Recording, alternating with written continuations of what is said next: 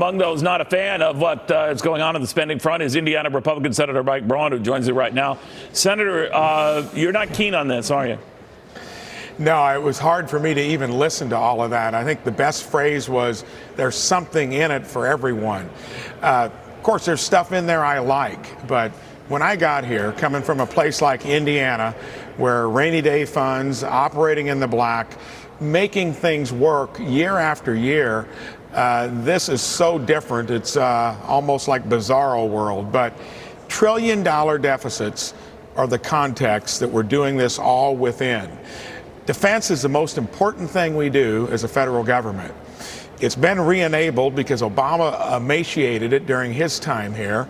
But now the process is, Neil, to do no budget. Democrats roll over for Republicans on defense, vice versa for domestic stuff for Democrats, and here we are, another $1 trillion in debt. So even though there are parts I like, I don't think we'll ever fix the system unless we all do a few things that we don't like. Yeah, but it never happens, right? I know you're new to all this, Senator, and from your business experience, this is alien, but it is the way of life there. And I sometimes wonder if there's a strategy to it. Push it to the max right ahead of the Christmas recess, and you'll sign off on anything. But do you think the president should sign off on this? Well, I remember when I was running back in 18, I think March or so, was that first re-upping to defense. Right. And I remember the president said, yes, I'm going to sign it, but I don't want to get into this pickle again. And he's now, being from outside the system, there's an election coming up. So I'm going to just kind of bite my lip and just complain about it, I guess. And after 2020, I'm hoping the president and many of us that came here to fix this place, we start doing it, and not the kumbaya that goes on. Would that include entitlements, Senator? Do you think Republicans should lead the charge if the Democrats aren't on addressing entitlements and their growth? Definitely, because sadly, Medicare, Social Security, and Medicaid, all mandatory spending, drive our deficits.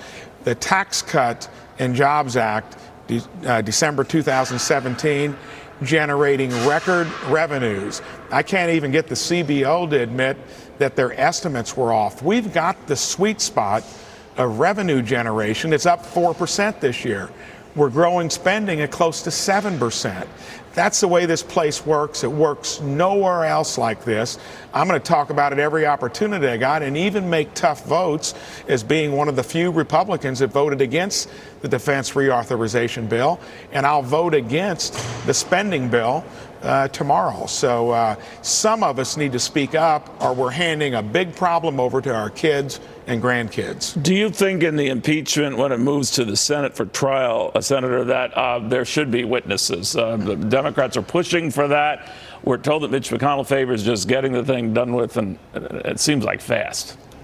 To me, that's a parlor game tactic on the part of Schumer, in the sense that he knows that if we do witnesses, there'd be a request to bring Hunter, Joe Biden, the whistleblower. So that was dead on arrival. I think somebody referred to it as mutually assured destruction. And in my opinion, we've wasted so much time and energy on this.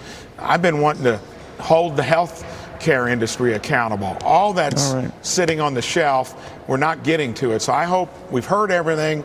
We get it to the Senate, have due process, but we do not need witnesses because we've heard it all. We're not going to learn much more. All right, we'll watch closely, Senator. Thank you for taking the time. You bet.